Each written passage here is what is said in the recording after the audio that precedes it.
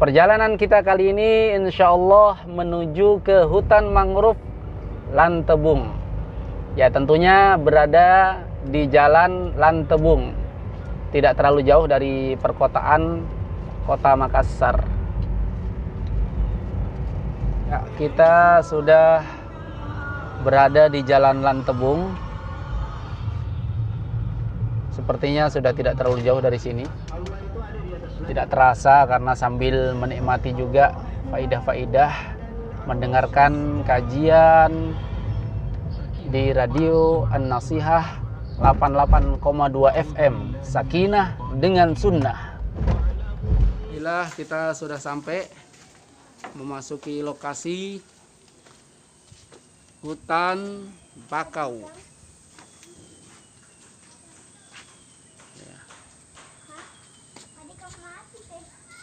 Kita sudah mulai memasuki area hutan bakau Lantebung. Ini ada beberapa tulisan-tulisan unik ya, Masya Allah. Nah, jadi teman-teman, ini perjalanan masuk ke dalam lumayan cukup jauh ya, melewati pohon-pohon di samping kanan dan kirinya, pohon bakau yang kita lihat. Di sini juga ada tulisan unik ya, laut bukan tempat sampah, jangan buang sampah ke laut. Ya, pelajaran untuk kita bersama ini.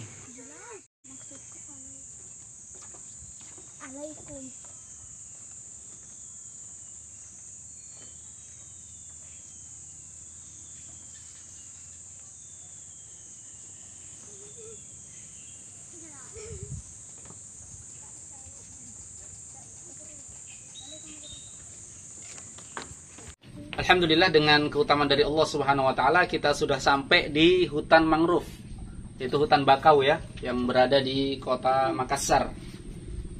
Ya, Masya Allah. Kita lihat keindahannya. Jadi pembicaraan kita pada kesempatan kali ini, sebagaimana kebiasaan kita melakukan perjalanan, kita saling bagi-bagi faidah. Faidah kita kali ini yaitu akan berbicara tentang salah satu nama dari nama-nama Allah Subhanahu wa taala.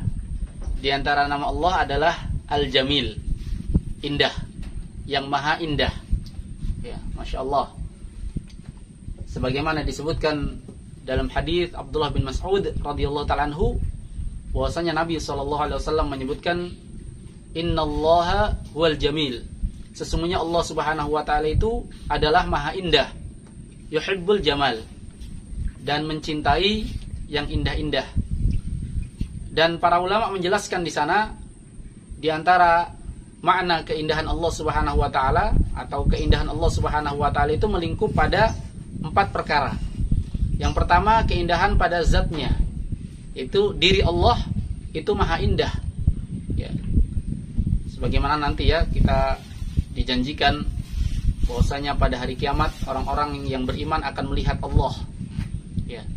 Saking indahnya memandang wajah Allah itu bukan hanya keindahan yang dipandang, karena indah yang dipandang itu orang yang memandang pun bisa menjadi indah. Wujuhu yawma idzin nadhirah ila rabbiha nadhirah. Wajah kaum muslimin, orang-orang yang beriman pada waktu itu bercahaya, berseri-seri. Kenapa? Mereka melihat kepada wajah Allah Subhanahu wa taala, kepada Rabb-nya mereka melihat. Subhanallah, dengan melihat keindahan wajah Allah Subhanahu wa taala, mereka pun menjadi indah wajahnya. Ini diantara bentuk keindahan pada Allah Subhanahu wa taala, pada zatnya, yaitu Allah maha indah. Diri Allah itu indah.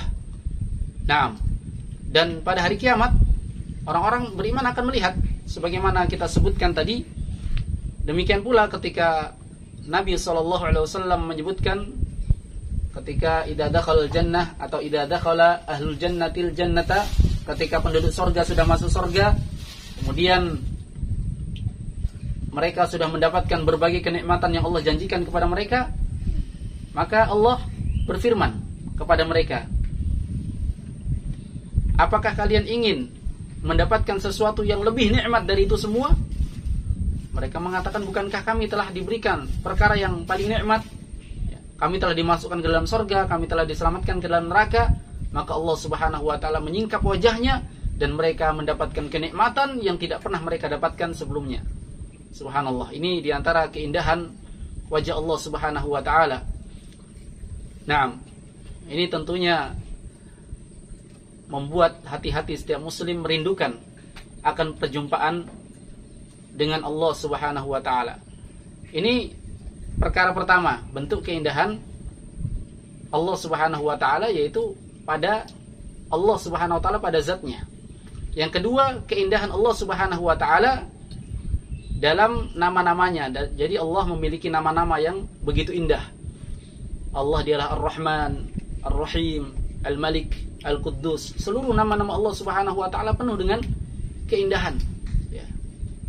Makanya nama yang terbaik itu adalah nama yang disandarkan kepada Allah Subhanahu wa taala karena penuh dengan keindahan, ya. Kata Nabi SAW, ahabbul asma, nama yang paling baik itu adalah Abdurrahman, hambanya Ar-Rahman, ya, disandarkan kepada nama Allah karena nama Allah begitu indah.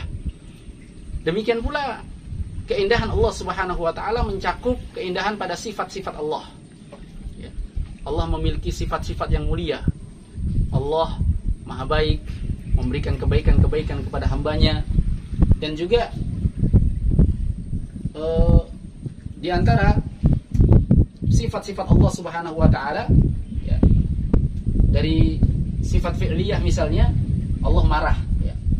Walaupun kemarahan Allah, ya, atau kemurkaan Allah atau laknat Allah itu bagi hamba, keburukan bagi hamba tersebut, akan tetapi di balik itu adalah suatu perkara yang sangat indah sekali. Ada keindahan di balik perkara tersebut. Demikian pula pada perkara yang keempat, keindahan Allah Subhanahu wa taala mencakup pada perbuatan Allah Subhanahu wa taala. Ya. Ketika Allah menyatakan tsummastawa ilas sama, ya. Kemudian Allah beristiwa di atas langit, ya. Perbuatan Allah penuh dengan keindahan. Ya. Yanzilu Rabbuna tabaraka wa taala ila sama'id dunya. Ya. Allah tabaraka wa ta'ala turun ke langit dunia di sepertiga malam terakhir. Perbuatan Allah penuh dengan keindahan, ya, penuh dengan keindahan yang luar biasa. Dan dari nama Allah Subhanahu wa ta'ala Al-Jamil, indah, tentunya suatu perkara yang dimaklumi bahwasanya yang indah pasti senang dengan yang indah-indah. Orang yang baik saja suka dengan yang baik-baik. Orang yang jujur suka dengan yang jujur, ya. Allah Al-Jamil, Allah yang maha indah, tentunya juga menyukai perkara-perkara yang indah. Makanya disebutkan dalam hadis, Innallahal jamil yuhibbul jamal. Allah itu indah, suka dengan yang indah-indah. Makanya lawan dari keindahan itu kan tidak indah, ya. Makanya dalam Islam tidak senang dengan perkara yang kotor, yang semrawut. Kalau orang Makassar bilang rantasa, ya kan? Itu perkara yang tidak disenangi dalam Islam. Kenapa? Karena tidak menunjukkan keindahan dalam sesuatu. Rumahnya kotor, tokonya kotor, pakaiannya kotor. Oleh sebab itu ketika Nabi SAW menyebutkan tentang sombong, ya, pernah Nabi menyebutkan tentang sombong, ya. Kata Nabi, la yadkhulul jannah man kana fi qalbihi mithqala dzarratin min kibr. Tidak akan masuk surga seorang yang di dalam hatinya ada kesombongan walaupun sebiji sawi, ya, sebiji jagung. Tidak akan masuk surga. Sekecil apapun kesombongan yang ada pada diri seorang akan menghalangi dia masuk ke dalam surga. Maka ada seorang lelaki yang dia ada iskal, ada kebimbangan dalam dirinya. Dia bertanya, "Ya Rasulullah, wahai Rasulullah, sesungguhnya di antara kami senang yuhibbu ayyakuna thawbuhu hasanan wa na'luhu hasanan." Di antara kami senang kalau pakaiannya bagus, sandalnya bagus. Ya, kalau kita pilih merek yang bagus-bagus kan, supaya ya awet, tahan dan kuat. Dan juga biasanya yang mahal-mahal itu kan lebih bagus, ya. Baju yang bermerek misalnya, itu kan lebih bagus, lebih indah dan seterusnya. Di antara kami senang memakai baju yang bagus, sandal yang bagus. Maka Nabi SAW menyebutkan Allah itu indah, suka yang indah-indah. Jadi itu bentuk keindahan, bukan bentuk kesombongan. Lalu Nabi SAW menjelaskan al-kibr, adapun sombong itu adalah batarul haq wa ghamtun nas. Sombong itu adalah dia menolak kebenaran dan dia merendahkan manusia.